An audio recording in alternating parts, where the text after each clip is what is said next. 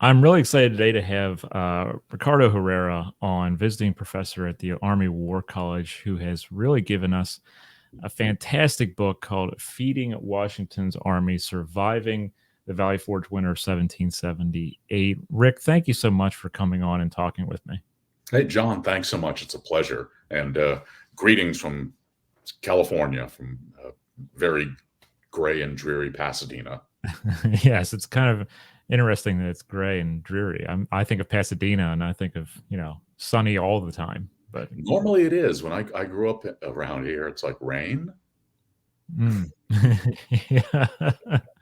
Yeah, I put this shirt on because I'm like, oh, it looks like something I'd wear in California. So I did that for you. But Well, thanks. when we're gonna talk a bit about wintertime in Valley Forge, and it's kind of funny to be wearing a shirt like this, but here we are. Um, Rick, when did this research really start for you, and why did this research begin for you on this topic? Oh, sure. Oh, before I begin, Oh, a sure. little bit of boilerplate. Yeah. Nothing I say reflects the views of the U.S. government, the Department of Defense, the U.S. Army, or the U.S. Army War College, or anybody even remotely affiliated with them. So now I'm not in trouble. Good. the It began as in, oh gosh, I want to say in 2010 when I was on the staff ride team at the Combined Arms Center at Fort Leavenworth, and I was building a staff ride on the Philadelphia campaign and 3 days on the ground. And for the listeners, watchers who don't know what a staff ride is, in a Mhm. thumbnail, it's essentially the focused study of a battle or a campaign that takes place on the ground over which the campaign was fought, over which the forces maneuvered. And so we use the battlefield, the campaign area, really as our classrooms, but also as primary documents for us to interrogate and ask what had happened and why, what were the influences of the terrain, the topography, the weather, all of these things, and many more things, rather, on decision making, leadership, you name it. And so they're a great deal of fun. They're great learning tools. It's a nice way to get away from the flagpole. People relax. They let their hair down. In my case, what little I have, and they I find them incredibly effective. I did those for 6 years and thoroughly enjoyed it. Learned more than I could have ever conceived about my craft as a historian by doing that. So a shout out to the staff ride team. You guys taught me a lot. But this was a staff ride that I was building for an outfit out of Fort Monmouth. And so I went there. One of my colleagues, we reconned the area. And so when you do a Philadelphia campaign staff ride, you have to go to Valley Forge. Valley Forge is one of these mythic places in American history and American memory. So we get to Valley Forge, and the challenge of Valley Forge is trying to introduce some kind of movement. Because if you think about it, and this is particularly so in the popular imagination, Valley Forge is a static place. It's stasis. And the story that we all grew up with, particularly if you watched the Bugs Bunny cartoon, which I highly recommend that everyone do that. Mm. Uh, Ice cream trucks in the winter, wonderful. But Yes. the idea that we get is often of these valiant, noble soldiers, bloody footprints. They're all standing around waiting in the winter, trying to ennoble themselves and trying to make us feel good about being Americans because we can suffer while the British are enjoying themselves in Philadelphia, doing what all 18th century armies should do in winter quarters: drink, gamble, and whore, among other things. And that really wasn't the truth. So while I was when I was standing by Anthony Wayne's statue by the Pennsylvania encampment, I recalled a book that I'd reviewed, Wayne Bodle's Valley Forge Winter, which is the academic work on the encampment. Nobody's touched it yet. Came out over 20 years ago. In any case, I had recalled something about Wayne writing about the sustainment actions. In other words, the things that the army had done to feed itself, to clothe itself. And so I thought, and I remember that Wayne had been on it. I dug into his sources. Then I started digging into primary sources. as well as some of the relevant secondary sources. All of this to build a stand, and that's literally the place of ground that you stand on as you discuss it and examine the terrain and all those pieces. And so what I did was gather enough evidence that I was able to get an article out for Army History in 2011, which very happily won an award. There was more material that I had that came out as a second article in 2015, and that's on Henry Lee's part in the actions down in Delaware, Maryland, and the Delmarva Peninsula, but basically Delaware and Maryland. Got that published in the Journal of Military History. So you're familiar with the story. You have two chapters. You've got the beginnings of a book. Mm-hmm. A third chapter came out in 2022 on Washington's decision making to go into Valley Forge, and that was put out by Army History, which does a fantastic job. So really have to compliment Brian Hawkins-Smith and the staff there for what they've done. CMH has really done some superb work with this magazine. In any case, I started then seriously working on it about 2015-ish or so. Started doing some very heavy archival work, stuff that took me to all across the U.S. So places ranging from the Clements out in Ann Arbor Museum, the Huntington out in nearby San Marino, California, the the Military History Institute or Heritage and Education Center now at Carlisle, Library of Congress, you name it, all up and down the East Coast, hitting the relevant archives. Went to Scotland and England, hit those archives as best I could to really tell the fuller story of what had taken place during this operation. So took me several years, but I have to say that it was probably the most enjoyable research and writing that I've ever done. I enjoy research and writing, but doing this book was just a blast, and I've really, can't say enough about how much fun it was. You can really tell when you read a book if the author is invested and has fun doing it. And you can tell with your writing that you're really heavily invested in this subject matter and that you've enjoyed writing it. It's just a kind of a thing that some people can click on and say, hey, this author's really into this. They're not trying to meet a deadline. They are really into this kind of thing. And obviously there are deadlines you have to meet sometimes, but you can really tell in the pages of this book. And one of the things that I think a lot of people don't know is that lead up to Valley Forge. We hear of the mythology of Valley Forge as you've gone over, but we don't know how Washington and his army have gotten there. What was that year of like 1777 like for Washington's army? Well, for folks who are familiar with John Pancake's work, 1777, the year of the hangman, some ways that was an appropriate title for the year. The British Army had landed at Head of Elk. General Sir William Howe had conceived of a drive against Philadelphia in order to bring the Continental Army into open field for decisive battle. The Continentals, however, refused to play his game. They're holed up in Morristown and the Watchung Mountains. They've got good defensive positions. And Washington by now has pretty much learned that he will strike when it suits him. He understood that time, for the most part, was on his side. And so he's waging a war, if you will, almost of attrition, if not actually grinding down British lives, then grinding down British patience and time and effort and treasure. So Howe gets tired of this, works with his brother, Admiral Richard Viscount Howe, Lord Howe, and they put together an amphibious operation. So his soldiers board ship, sail south, and they end up approaching up the Chesapeake Bay. You might wonder, why not the Delaware? Well, the Delaware is a terrible place for ship navigation. And one of the things that I had gone into, or at least addressed slightly, most of the shipping channels lie along the Jersey Shore. That means that they are within range of American artillery. The Tides are powerful because the Delaware is an estuary. You think about the ability of a sailing ship and what happens if it doesn't have wind or the wind isn't strong enough, and just how slow it will go. And then proceeding in single file up this thing. The Delaware is a recipe for disaster. So the Chesapeake it is. Good anchorages, places for deeper draft ocean-going vessels. The British land at just south of Head of Elk and work their way northward.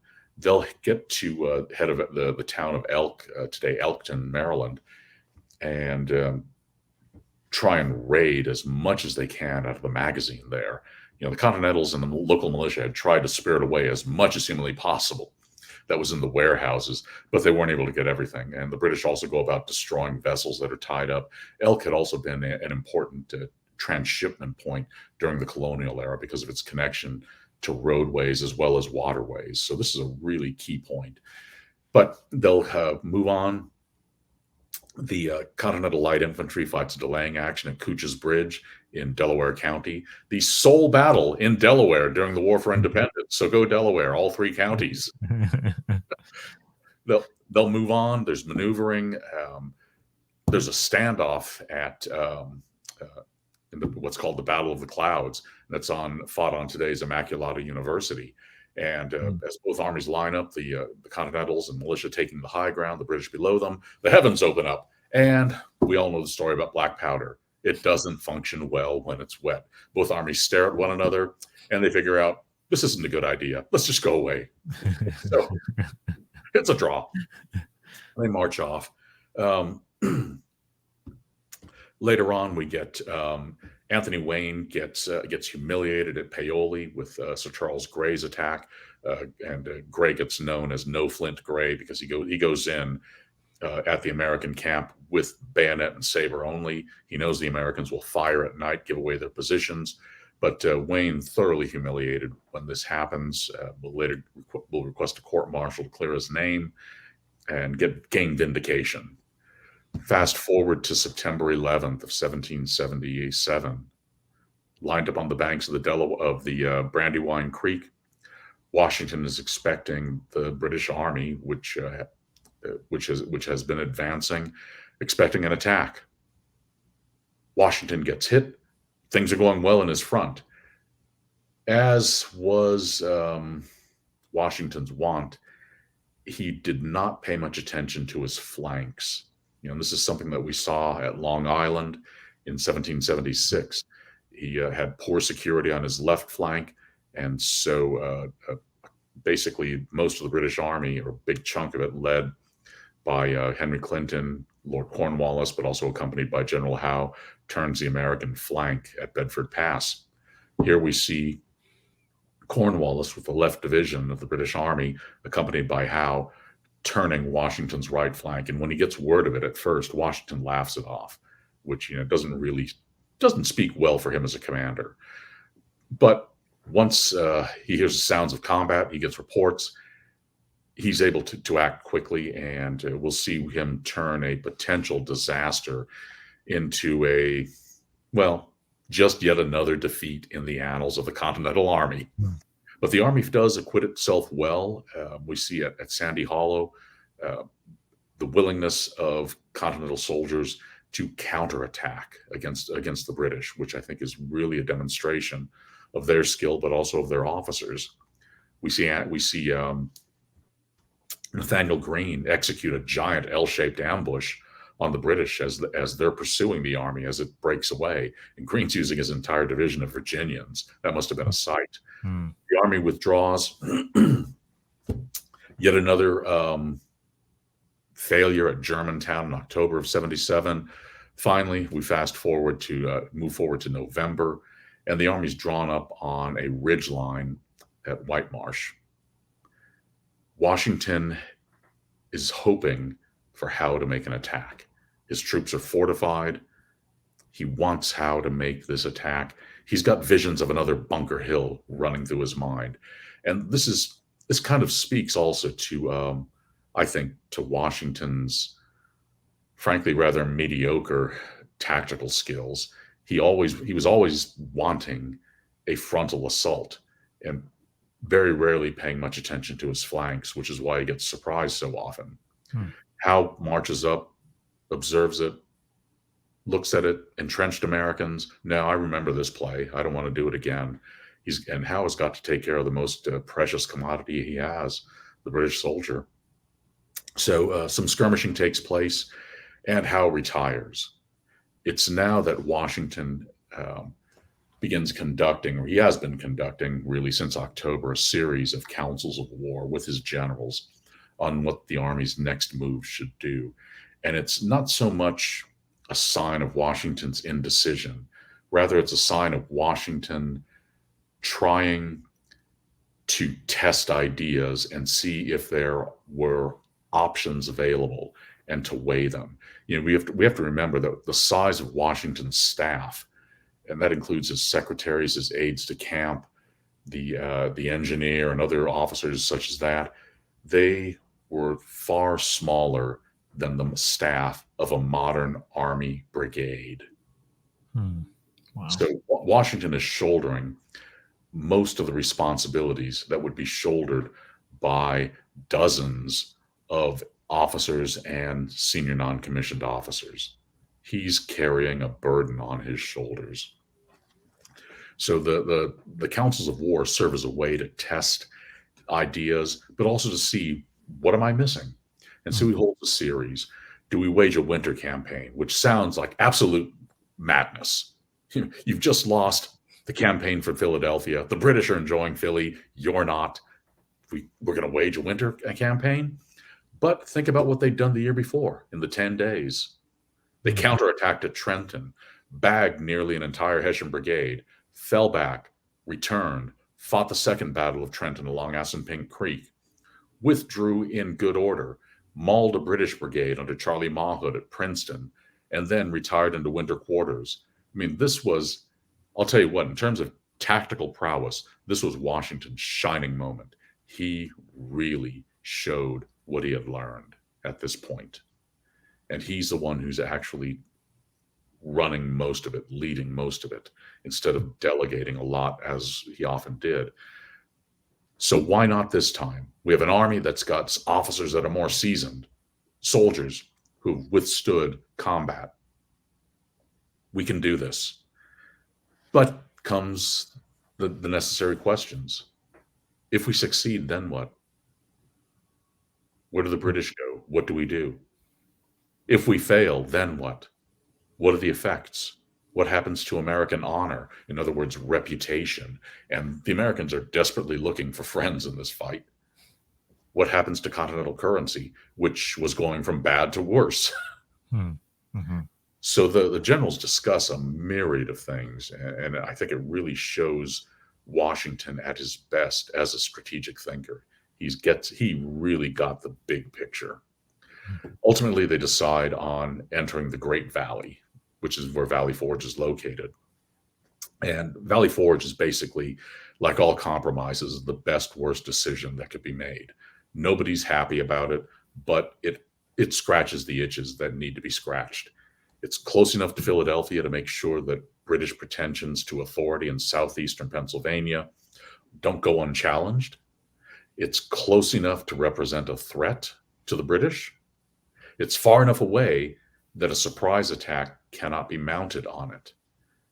Tactically, it sits on high ground, and something that I would urge people to think about, and I do this in my Valley Forge staff rides. In fact, I executed one just last week with a seminar, is to think of Valley Forge as FOB Valley Forge, forward operating base Valley Forge. Get rid of all the trees that are there. They're gone.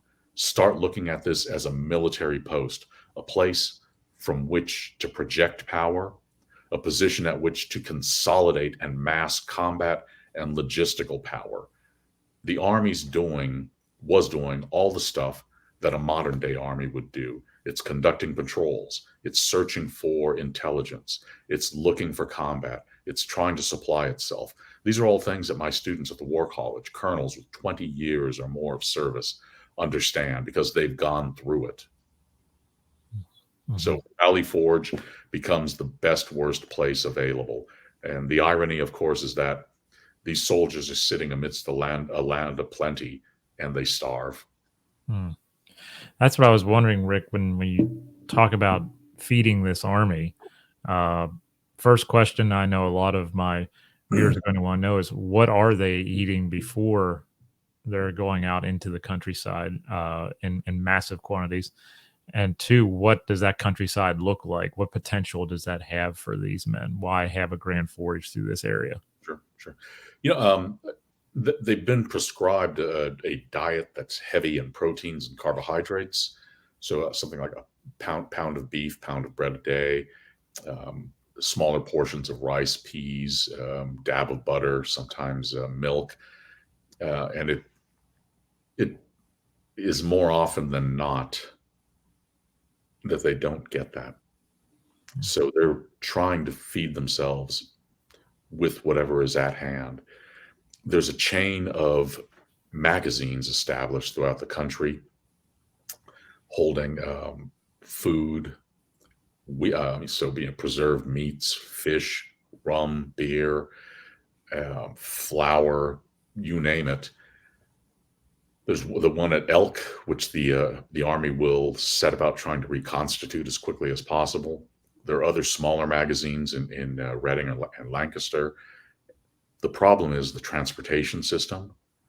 The Army requires something like 113 wagons per day. There are only 8 wagons in camp. They can't get enough volunteers to drive wagons. You know, these are farmers.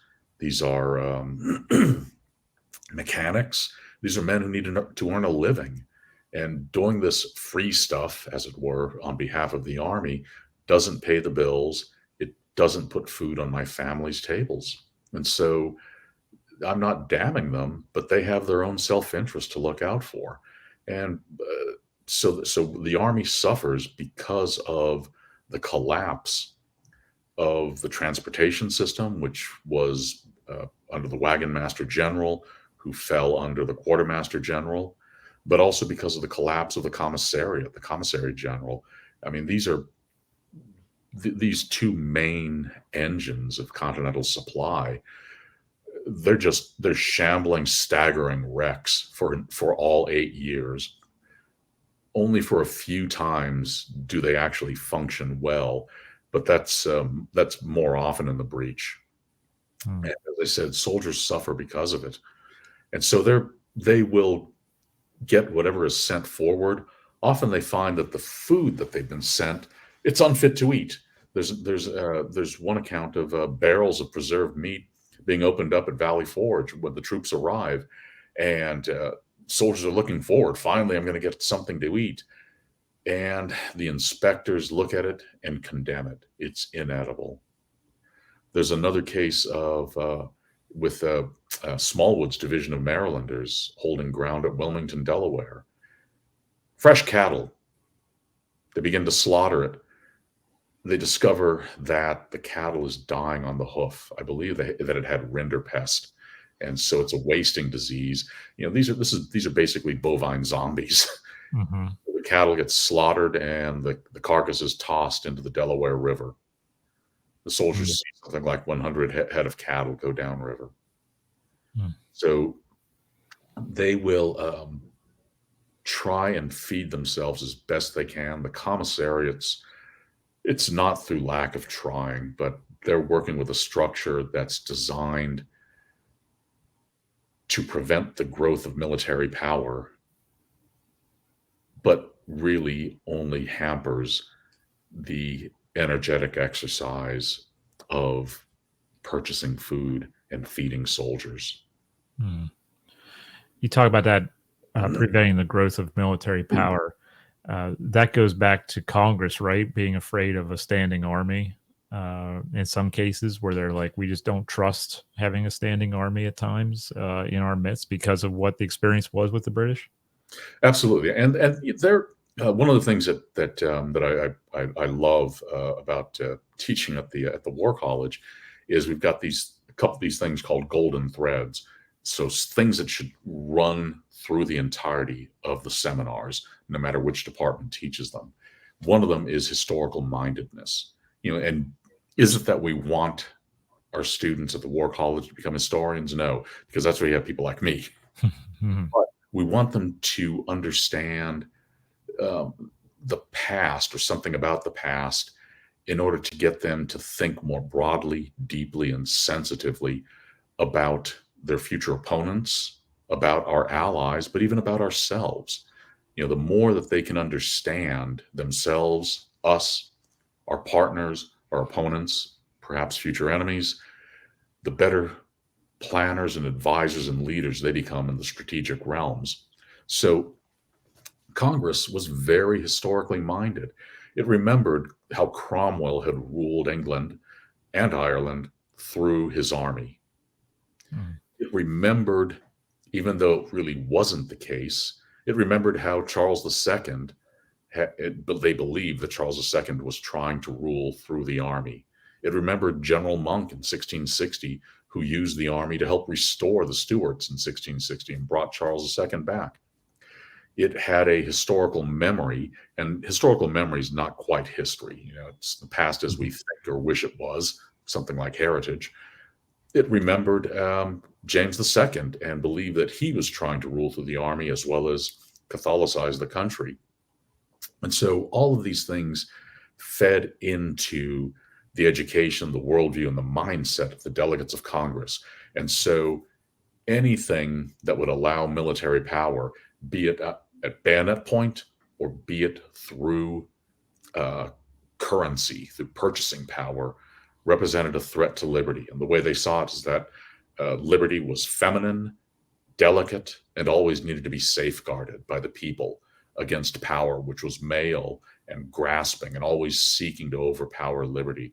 And so the Congress set in motion, with the best of intentions, a series of regulations meant to prevent the growth of this power, when in all actuality, it hampered the ability of the commissaries to do their jobs and to support the army.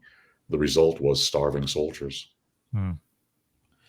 When did this idea of the grand forage start to really take effect and say, we have to go do this or else? And this is really something of a pickup game. In February, Washington rides to Smallwood. Uh, the Army's really in bad shape. If we don't feed it, it's going to dissolve. In other words, the soldiers are just going to say, you know what, to hell with it. I'm leaving. You have not lived up to your part of the contract. Therefore, my part of the contract is void. This is a very American attitude. Mhm. I mean, the mutinies that were staged throughout the war were not to support the enemy. They were because, hey, Congress, you haven't lived up to your part. Hey, Army, you have not lived up to your part of the contract. So these are very American. These guys were citizens, temporarily soldiers. They were always citizens at heart.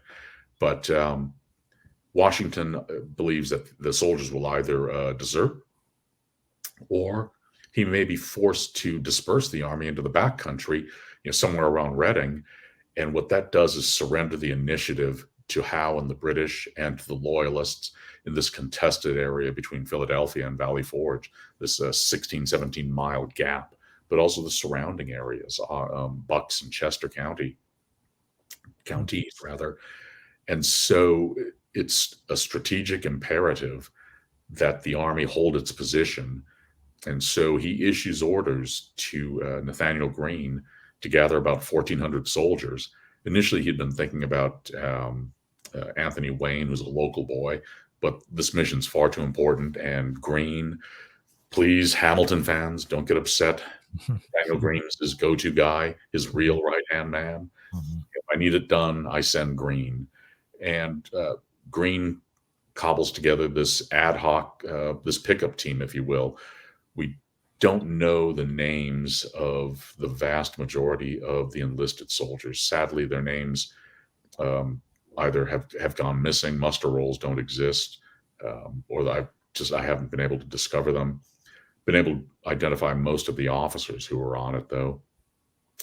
In any case, these 1,400 soldiers march out on the 13th of February, and their job is to scour the countryside and send everything edible and valuable back to camp. Greene's ordered. to give promissory notes, receipts, take accounts of who you visit, where you go, what you impress.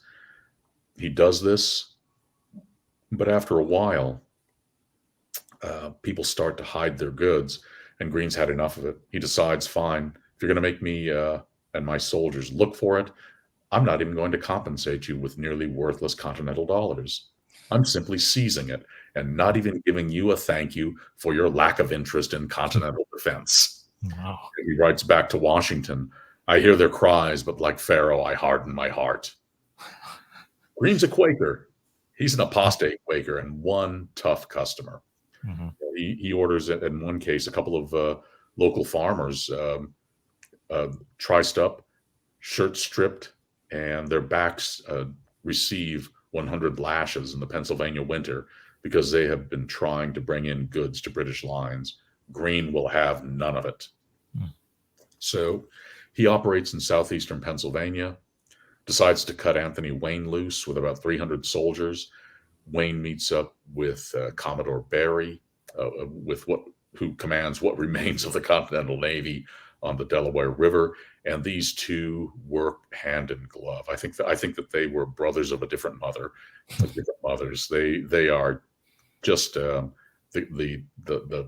aggressive, smart action guys that you want on your team. But they'll head out, cross the Delaware. Wayne starts foraging in New Jersey. By the way, you might be wondering, what's the British Army doing? Mm-hmm. It's been foraging. It's spent most of its winter looking for food. That's one of the problems that strikes the British. Most of its supplies come from overseas, and the British Army's rule of thumb was to have about 6 months of supplies on hand. It only attains that, I think, 3 times during the entire 8 years of the war. Howe, though, finally sees an opportunity to strike at an exposed element of Washington's army. And so he dispatches the light infantry brigade, the elites of the army, to Salem, New Jersey. They start to move northward, going after Wayne. He dispatches another brigade-sized element under Colonel Thomas Sterling, the 42nd Foot, the Black Watch. They land at what is today Camden, and they'll start marching inland. Their orders are, and this is to quote one of Howe's Hessian aides-de-camps, to have a slap at Mr. Wayne. What do both forces do? They fall back into their old patterns. They start to forage. After some initial aggressive moves, both sides start, both brigades, so this is a division going after the remnants, 300 soldiers or so, under Wayne's command, as well as maybe 100 or so, I don't know the numbers, of New Jersey militia under Colonel Ellis, later Brigadier General. They don't go after him aggressively. They've lost what? They've lost the idea of what they're there for. And that's to seek combat and destroy the enemy in this case. And Wayne offers a great opportunity, slowed down by cattle, his soldiers outnumbered by something like 8 to 1. There's some skirmishing that takes place at the ferry, at Cooper's Ferry, which is today's Camden, and a couple of sharp little fights develop. Wayne, however, gets away virtually unscathed and makes his way northward through New Jersey, crosses back into Pennsylvania. At around the same time, Henry Lee, who commands 5th Troop, 1st Continental Light Dragoons, heads south into Delaware, where he actually meets with Wayne and Smallwood, and he goes on his merry way. And Lee is a superb light cavalry officer. He's attentive. He's won accolades in the defense of his position at Scott's Farm, where he was set upon by a much larger force of British light dragoons. He is something of this beau ideal, forgive my pronunciation of French, of a cavalry officer. But he goes through and will work his magic, if you will, in northeastern Maryland, along the rivers into Delaware, and happily, I was able to find his account book. It's the only one I was able to discover over the years of research, And so I know who he visited, how much things were valued at, all the things, including the names.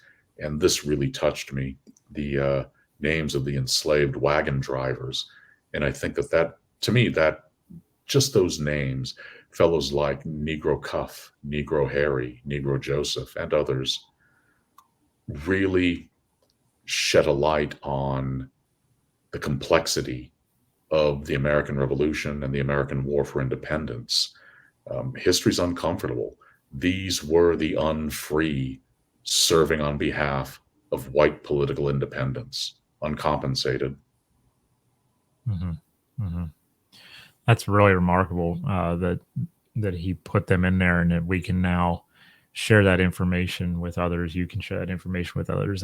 That's remarkable, and it allows us to think of that idea of what freedom was in the 18th century, and how it has progressed or not progressed into our world, and how we're still coping with that very idea of freedom and equality.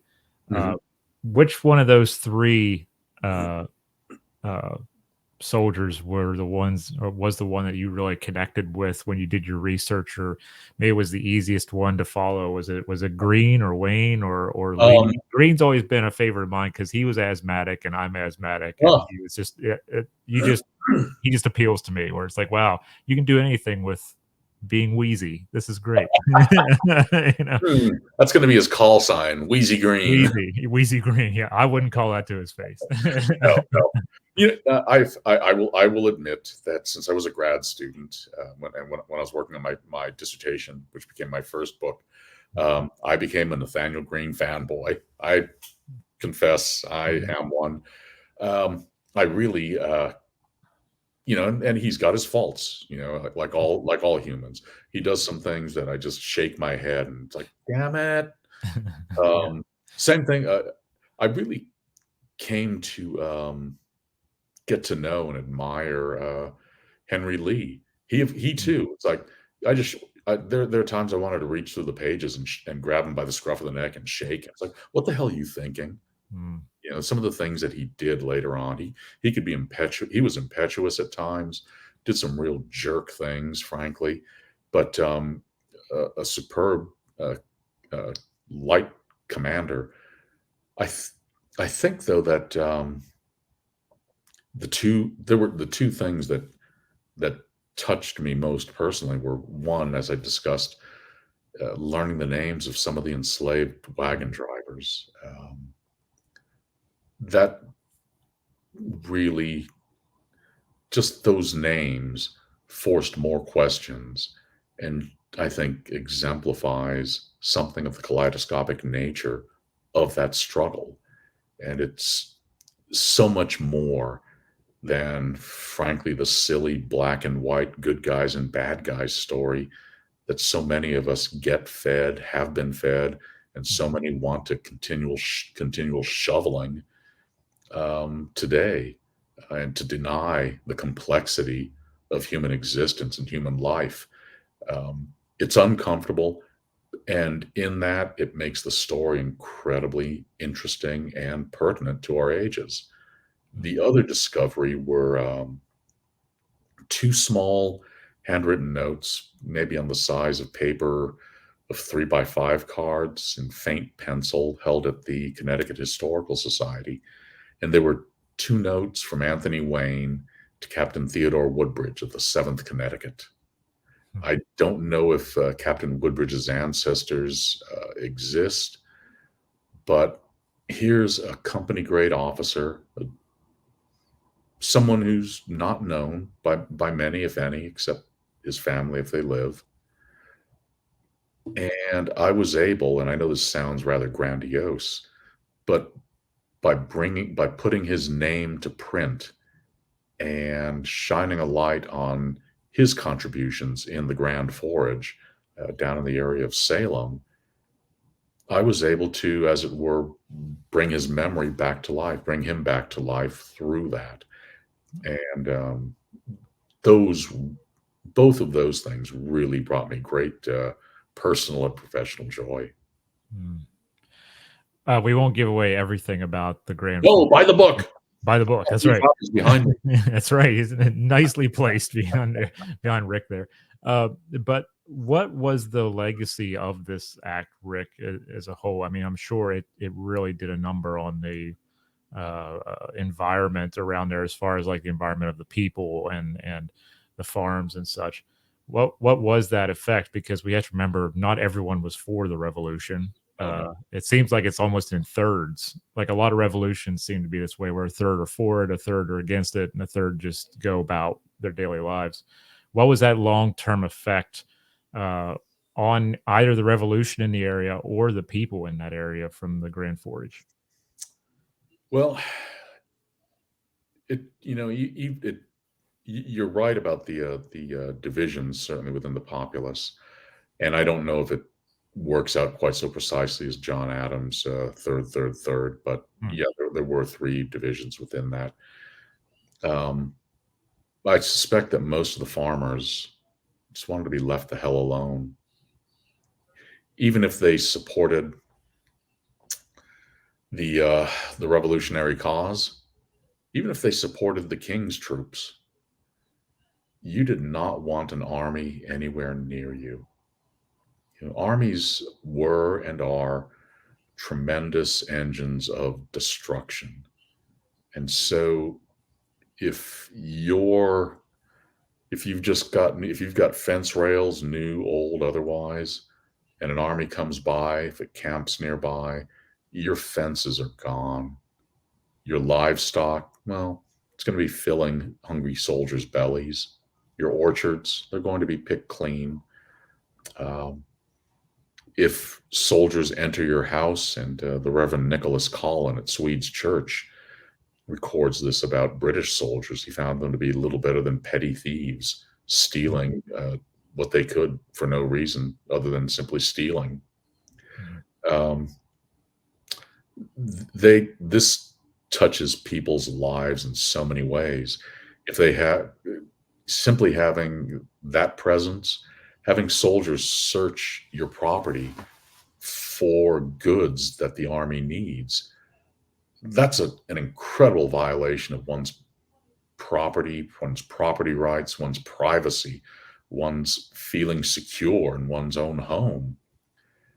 And it's going to anger people. It doesn't matter whose side you're on, it's going to anger you.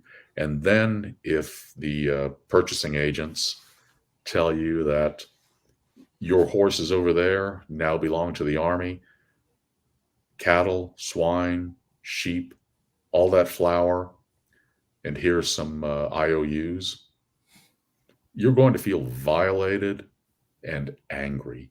And it just may turn you against whatever cause you may have been supporting. So there were large numbers of people whom both sides termed the disaffected. They didn't really have a formal understanding, I suppose, of people who just wanted to be left the hell alone. Hmm. So in their minds, it was something of a bifurcated world, that either you're for us or against us.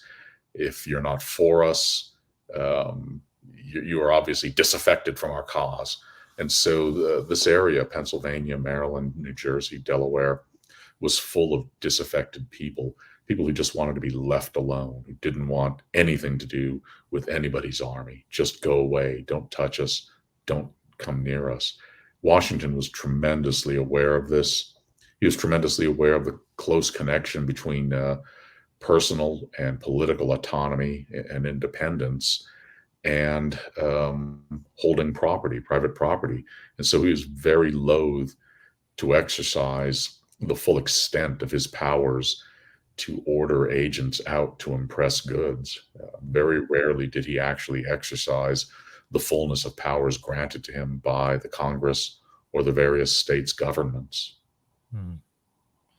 So, Rick, when people pick up your book and read it, can they look forward Of to course, they need another? to buy it. They need to buy Oh, it. that wasn't just too subtle, was it? Yeah, no, it's what we do when we work for the army. We get to the point sometimes, really quickly.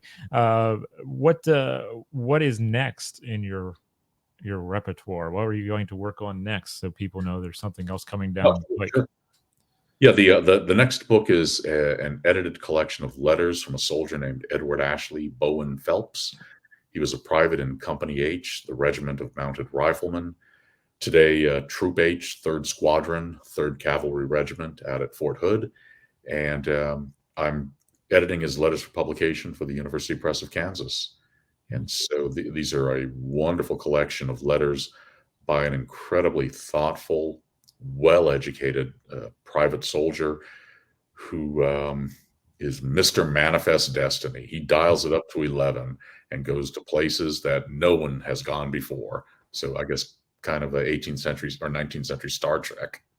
But that was a poor connection. That just did not. That analogy just stank. But no, but Phelps is really I've spent a lot of time with him.